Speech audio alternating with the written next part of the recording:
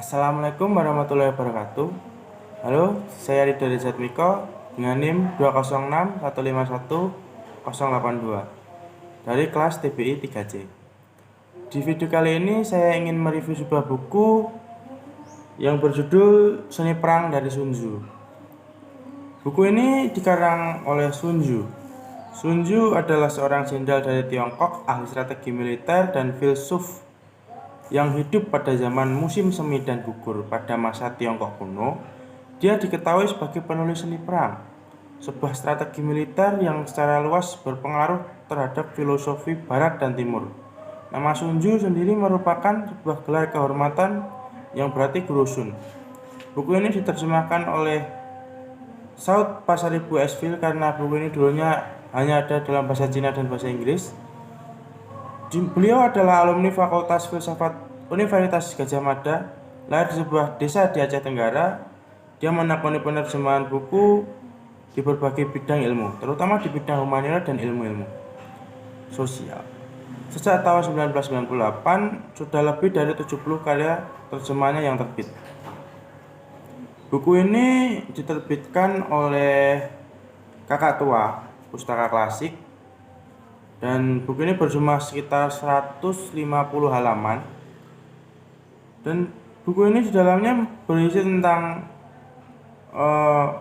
penilaian strategi, melakukan peperangan, merencanakan pengepungan, formasi, daya, kekosongan dan kepenuhan, perjuangan bersenjata, adaptasi, manuver bala pasukan, medan, 9 area, serangan api.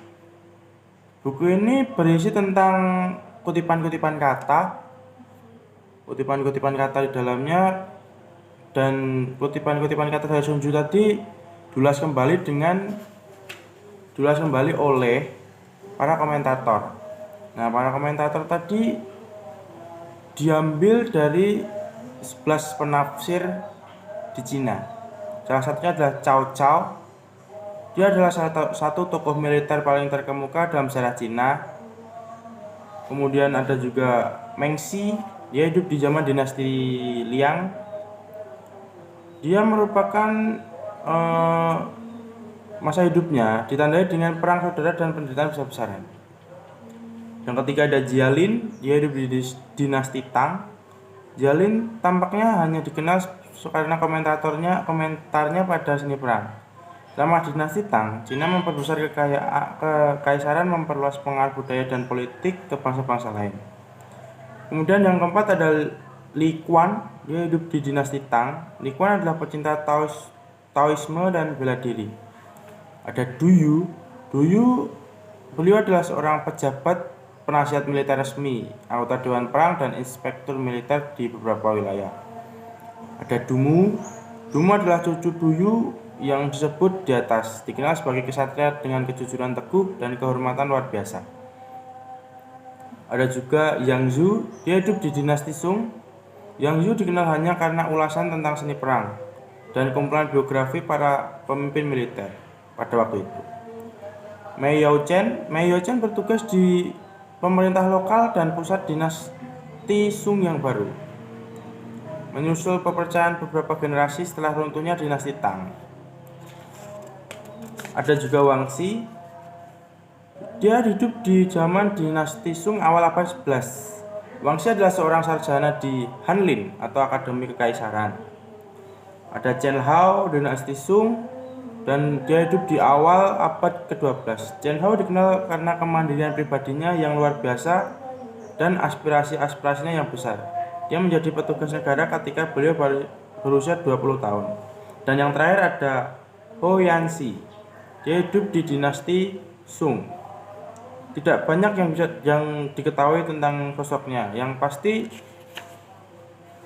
pada para komentator tadi, mereka memberikan tafsiran kembali terhadap perkataan-perkataan Sun Tzu. Berarti seperti ini modelnya. Perkataan Sun Tzu di blok warna hitam lebih kental, dan para komentator tadi mengungkapkan tafsirannya kembali di bawahnya. Seperti itu. Nah, terkait dengan buku ini berwarna putih, sangat menarik bagi seseorang karena Isi buku ini ya tadi membahas tentang strategi, kemudian kemungkinan-kemungkinan, aspek-aspek, hal yang harus dilakukan. Intinya buku ini membahas tentang bagaimana cara kita memenangkan perang dengan mudah. Seperti yang ada di kata pengantar, seni perang yang disusun lebih dari 2000 tahun oleh seorang filsuf perjuang misteri, Justina, barangkali masih merupakan buku mengenai strategi yang paling bergengsi dan berpengaruh di dunia masa kini. Buku ini masih dipelajari dengan penuh semangat oleh para politisi dan eksekutif modern di Asia, seperti yang dilakukan oleh para pemimpin dan ahli strategi militer selama 2 milenial terakhir dan lebih. Di Jepang, yang hampir dalam sekejap diubah dari budaya feudal menjadi budaya perusahaan, para pengkaji kontemporer seni perang telah menerapkan strategi klasik kuno ini ke politik dan bisnis modern mereka. Dengan minat yang tinggi, ada orang yang benar-benar melihat dalam keberhasilan Jepang pasca perang sebuah ilustrasi dari diktum klasik Sun Tzu, menang tanpa perang adalah yang terbaik. Dan di akhir buku ini ada sebuah kutipan kata, seni perang yang disusun oleh lebih dari 2000 tahun lalu oleh Sun Tzu barangkali masih merupakan buku strategi yang paling berpengaruh di dunia masa kini.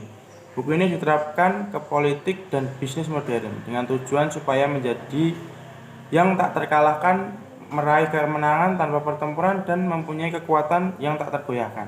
Mungkin untuk kekurangan buku ini sendiri, buku ini tidak bisa dikonsumsi oleh dari segala umur, mulai anak kecil tidak boleh dikonsumsi mereka.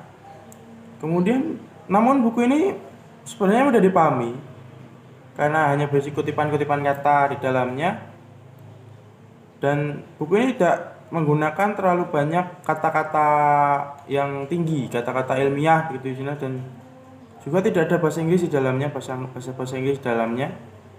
Jadi semuanya sudah benar-benar diterjemahkan.